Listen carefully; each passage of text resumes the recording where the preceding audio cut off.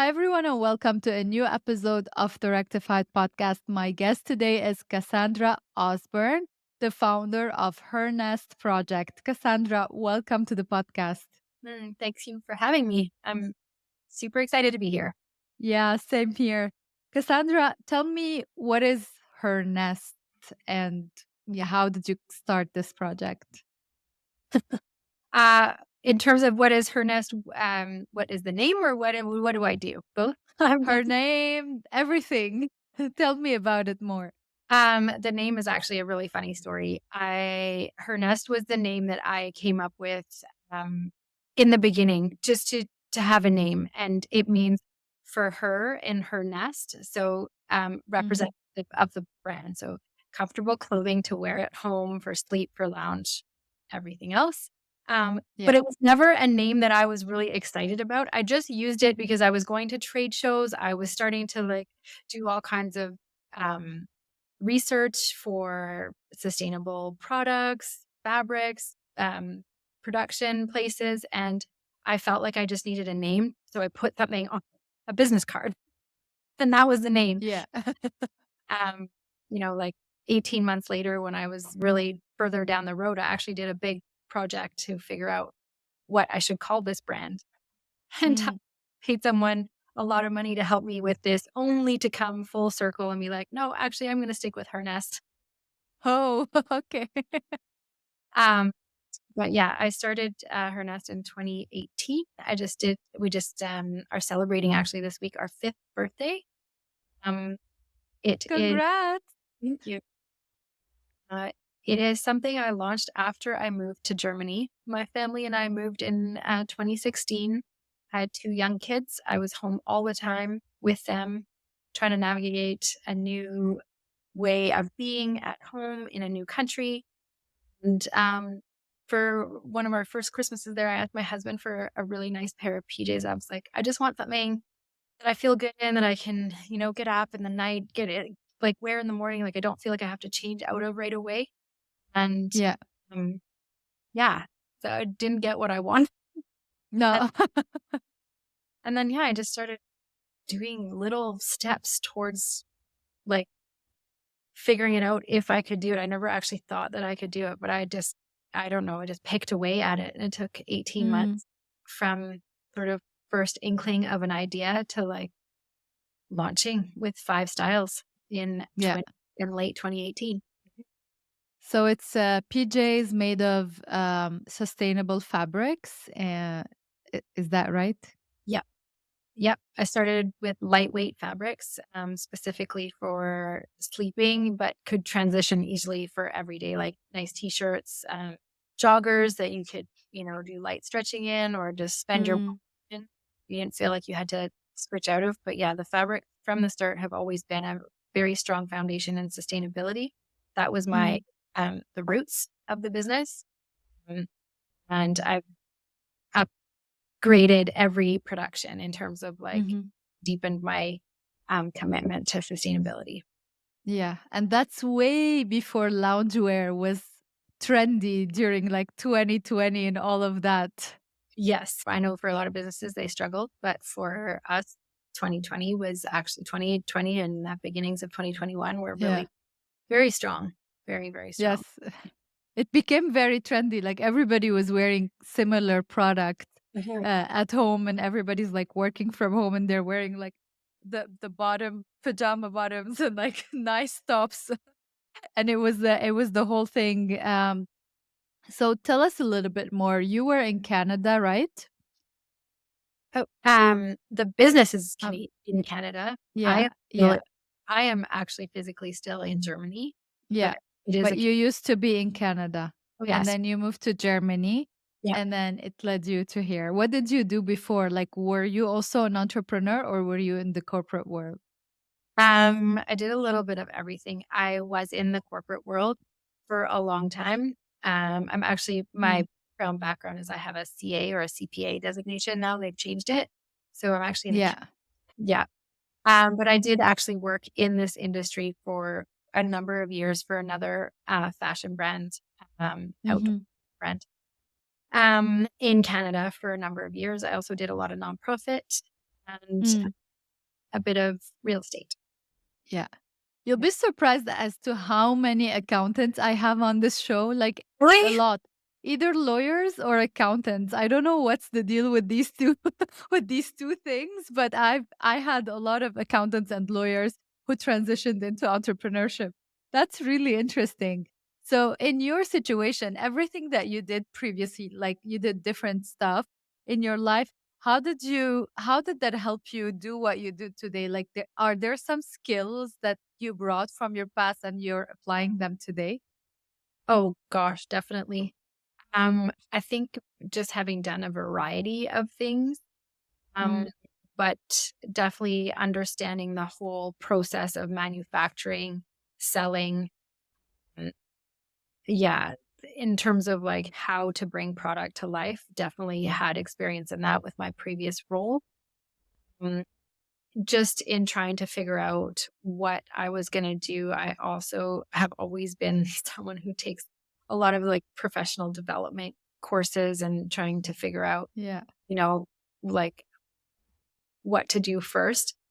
Mm, And I guess, yeah, I mean, this whole business, though, I definitely relied on skills that I had before, but the skill set that I have now is definitely very different. I Mm, feel like I'm just in mm, e-commerce space. It's constantly evolving um, in terms of what people expect and also how to market yourself. That is the yeah. one thing that has definitely been the biggest learning curve and the thing that I spend the most time.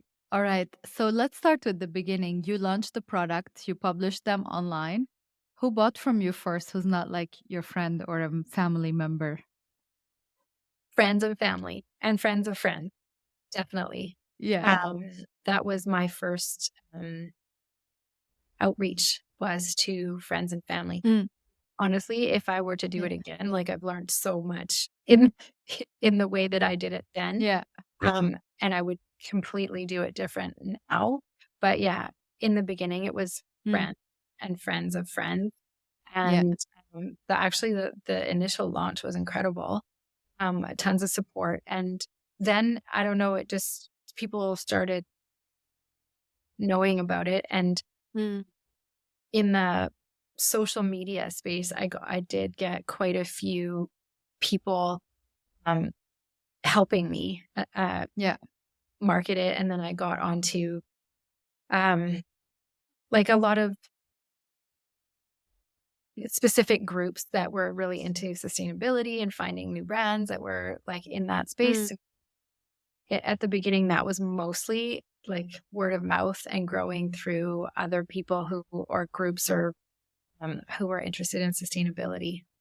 All right. You know, you started like 5 years ago, and so, yes, there was talk about sustainability, but today it's even more there. Like people are more aware of what's going on in the fashion world with fabrics, all the plastic that's being used to create these fabrics, etc. But when you started, it wasn't that much out there.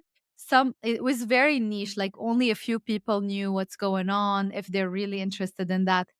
Are you feeling that difference? Like, do you feel it's easier today to say I have a brand that's sustainable, the fabrics are made of this and that, all of those information? Yeah, it's funny when I started 5 years ago, I mean, that was the baseline that I was starting from, but it wasn't part of my business plan in terms of, like, I didn't want to market myself that way because even Mm, 5 years ago, I felt like brands that were doing that were more like hippie, granola, I don't know, yeah. they like, Yeah, yeah, yeah. not that cool, I guess, or just, Yeah.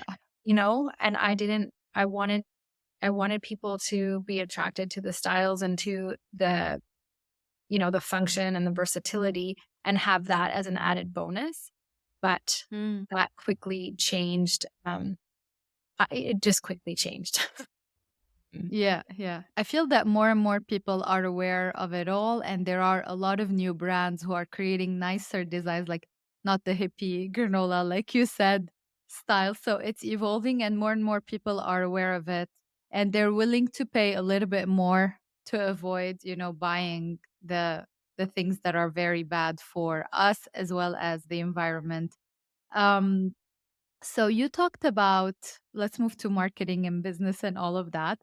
You talked about marketing on social media. Did you do any other efforts, or it was just like word of mouth and social media stuff? No, I did. I tried everything. For me, marketing was the biggest learning curve, I guess. Naively, I was like, build it and they will come. Yeah, no. But through the years, I've done the whole gamut. So from Facebook ads to, doing SEO, PR, uh, Mm, influencer marketing, influencer pushes, and email.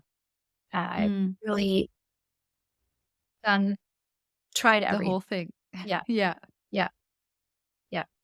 And today, mm, I stick to social media marketing and email, and I do a Mm-hmm. little bit of Facebook marketing. I used to All do a right. lot more, um, and I found it was really, it can be really good and it can be really lucrative. With Mm, my profit margins, I just need very high return on ad spend, yeah. and Yeah. I can get those, but only at very specific times. So Mm, it's funny. I've been up and down with those, and yeah, it mm, it can be good, but it's not what yeah. I'm building my business on. All right. Let's talk about email marketing. Like, when did you start doing it, building a list, and how do you communicate with your people, your customers, let's say? Yeah.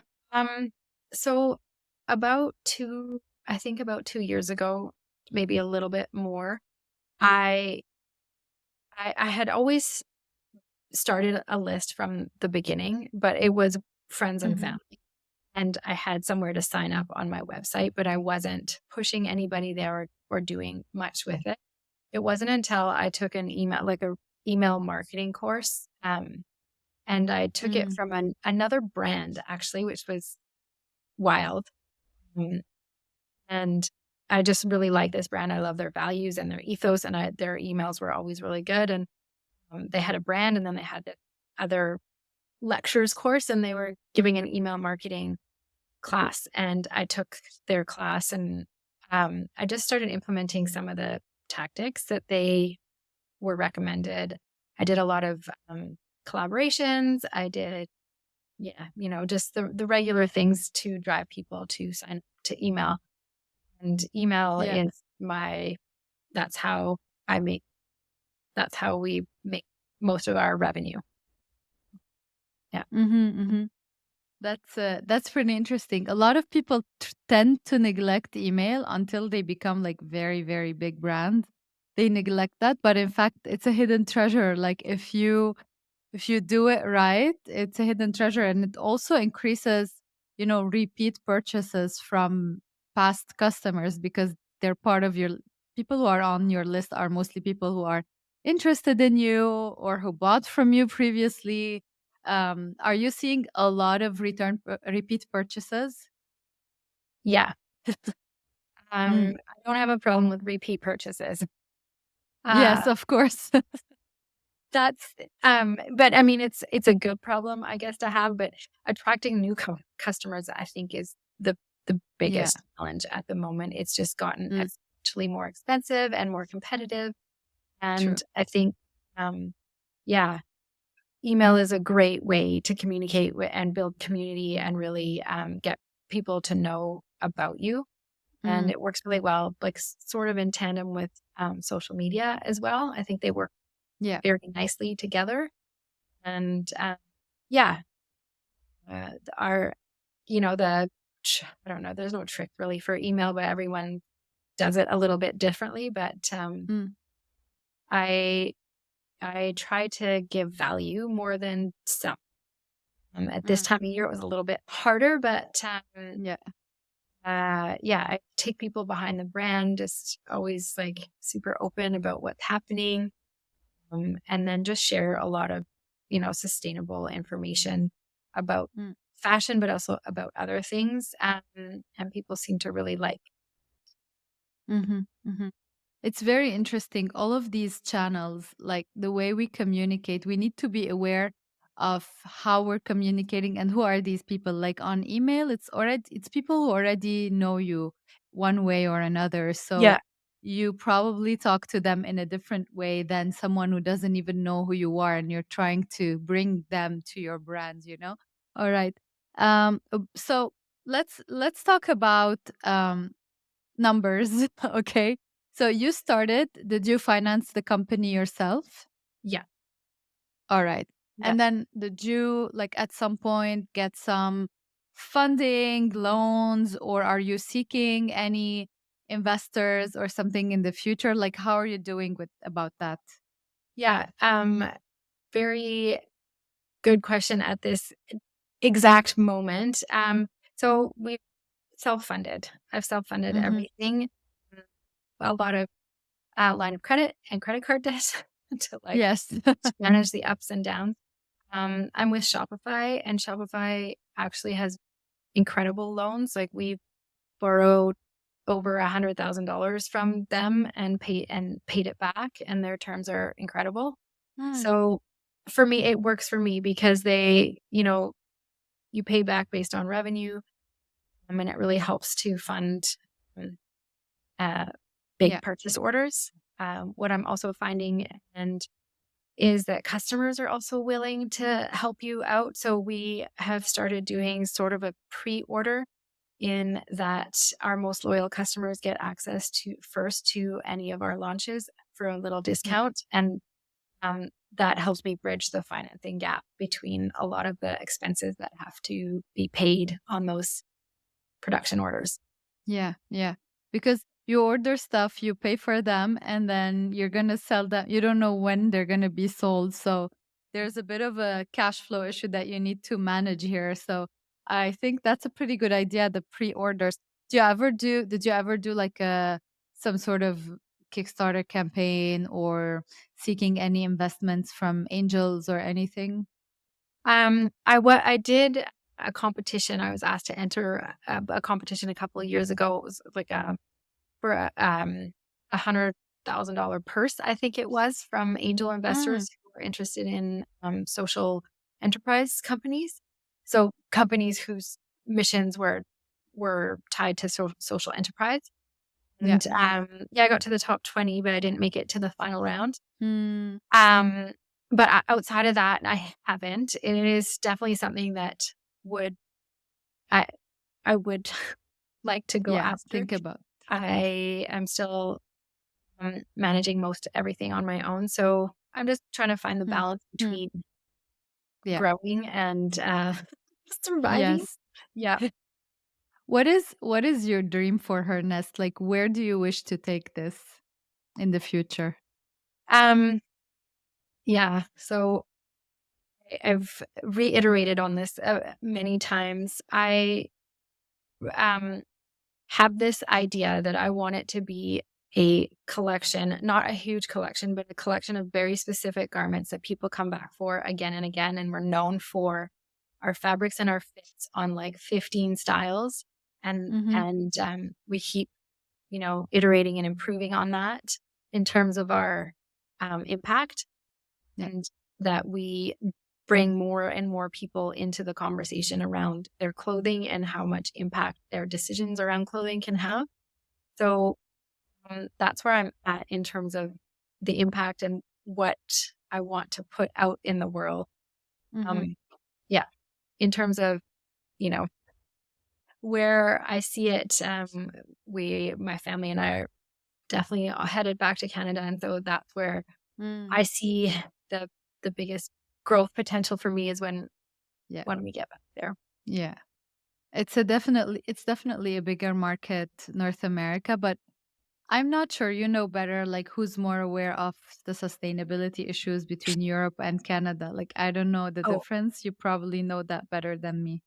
yeah. So Europe is way ahead, Mm. 100%, which has Yeah. been great for me to do all the learning and the setup of my supply chain and really get into understanding, what is possible. They're also further ahead in terms of like garment to garment recycling, or just, Mm, just textile recycling in general, and just much better setups. But yeah, and for sure. I don't actually sell to Europe. My company's 100% Canadian. Yeah, Canadian. So Yes, for some sure. mostly to Canadian. Yeah. All right, then. Let's move to the next phase. I usually ask my guests 3 questions. They're all the same, and then they try to answer them the quickest way possible. Are you ready for that? Sure. Okay, how would your friends describe what you do for a living? Uh, wow. Uh, they would say that I am selling or making crafting clothing. Like, my goodness, this is a hard one. Yes, everybody gets stuck on this question. Don't worry. Uh, Take your time. I actually think they would say like making incredibly comfortable sleep and loungewear while trying to um, create the most impact through my business practices. That is Mm. what they All would. right. All right. I've had so many answers. You'll be surprised as to what everybody thinks of the other, especially in the world of entrepreneurship. A lot of people don't get it. So your answer Yeah. is fine. Don't worry about it. Question number 2. What is one thing that your product did for a client that you didn't expect?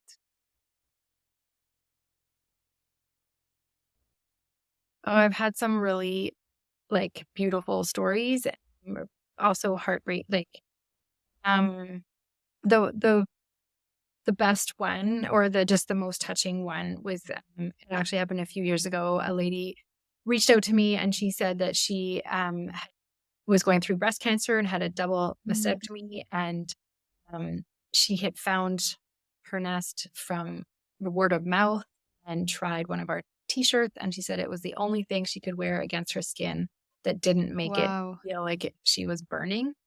So Mm. yeah, that was That's amazing. Yeah. yeah. Wow. Yeah. When you hear such stories, you're like, okay, I'm doing this for a purpose, right? You feel like you feel that. All right. Let's move to the third question. Is there a book or like a podcast that changed your life that you would recommend to our audience? A book or a podcast? No. Uh Not a book or a podcast, but a series of lectures. I would say Huh. I would call them. Okay. That's good Um, also. yeah, it's I mean, I think they might have a podcast, but I just know them through their lecture series, and it's called the Mm, Do Lectures, DO Lectures, and okay. Okay. um, it's run by someone who's been an entrepreneur for over 20 years, and um, literally just speaks to entrepreneurs, but not and Mm, entrepreneurs that are,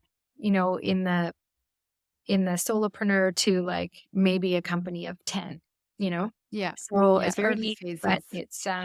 yeah, it's incredible. And it's not what you would expect. And that's why Okay. it's awesome. It's Hmm. it's very values driven, but like just there's a different way of thinking, and yeah, it's incredible. Yeah. It has Are they definitely changed my still life. are they still happening? Yeah. Yeah, all the time they have yeah, great emails. And that's who I took my email course from in the beginning, and they definitely changed the course of my business, and All yeah. right. Yeah, amazing. I'm gonna try to find them, and if I do, I'll link to it. Maybe somebody will be inspired to take these lectures. Cassandra, tell us where we can find her nest and where do you ship exactly, and everything related to that. Thanks. Okay, so Hernest ships out of Quebec at the moment, and we ship throughout Canada and the US. I ship to Europe a little bit, and New Zealand and Australia. And you can find us on our website at Hernest, www.hernest, spelled her and nest, project.com. And we're also on social media everywhere at Hernest Project. Amazing, amazing. Thank you, Cassandra, for being a guest on the podcast. And to all the listeners, I'll be back next week with a new episode.